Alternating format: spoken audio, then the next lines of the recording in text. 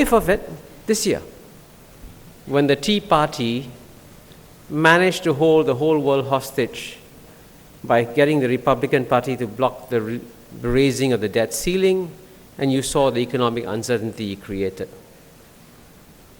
But if the US political process becomes, and I fear it may become, even more dysfunctional, with complete polarization between the Democrats and the Republicans without any kind of solid bipartisan consensus on what it takes to fix the US economy, please do not be surprised if things get worse economically in the US and things get worse in terms of uncertainty for the US dollar. I'm hoping, by the way, that none of this will happen. But if you are an economic planner and you're focused on the future, I suggest the time for you has come to think the unthinkable and think of a world of greater instability rather than stability as you look ahead, when both the key pillars of the global economy, the European Union and the United States, seem so lost in trying to find a clear economic direction. Now, what's the second assumption we should challenge? The second assumption we should challenge is the belief that in one way or another, the global trading system will remain open despite the fact that you have massive unemployment in both the United States and the European Union.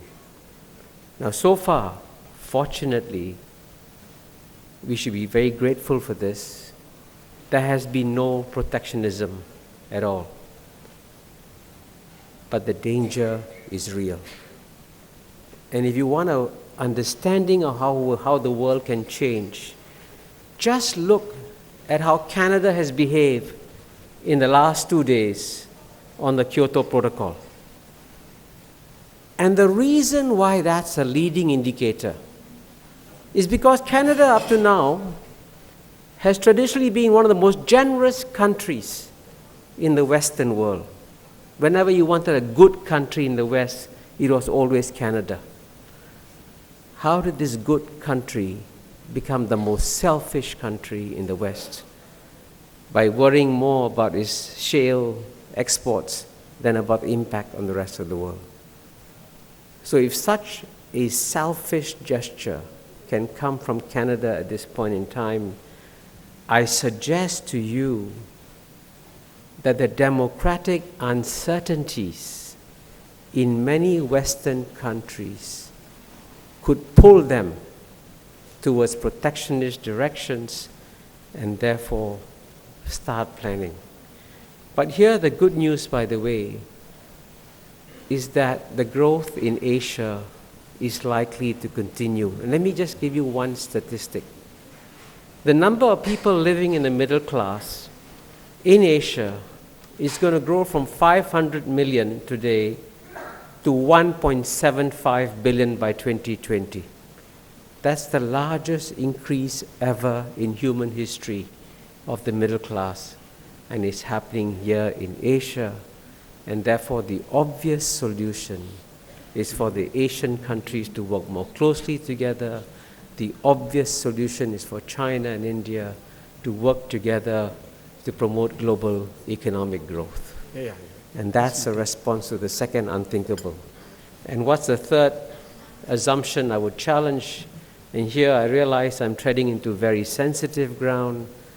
As you know, in the economics profession, we have always relied on Western intellectual leadership. I suspect that many of you when you go to universities, even in India, will pull out a Western economics textbook and rely upon it for you to guide you on what to do as you face the world. But consider the possibility that maybe one fundamental reason why the Western economies are suffering is because the Western economists have failed. And why have they failed?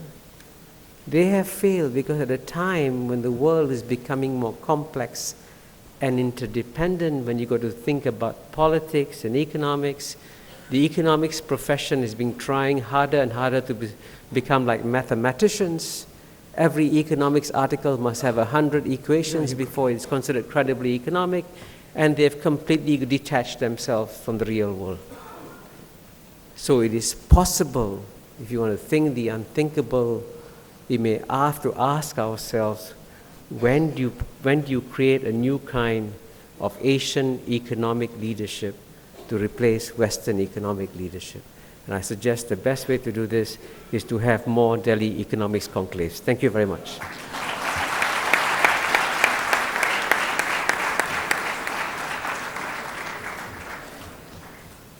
Thank you very much,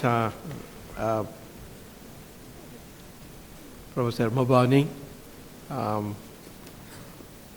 Your plea for an Asian economic leadership must be taken up seriously, but what requires to be done in order to provide that leadership is something that we'll have to think very seriously.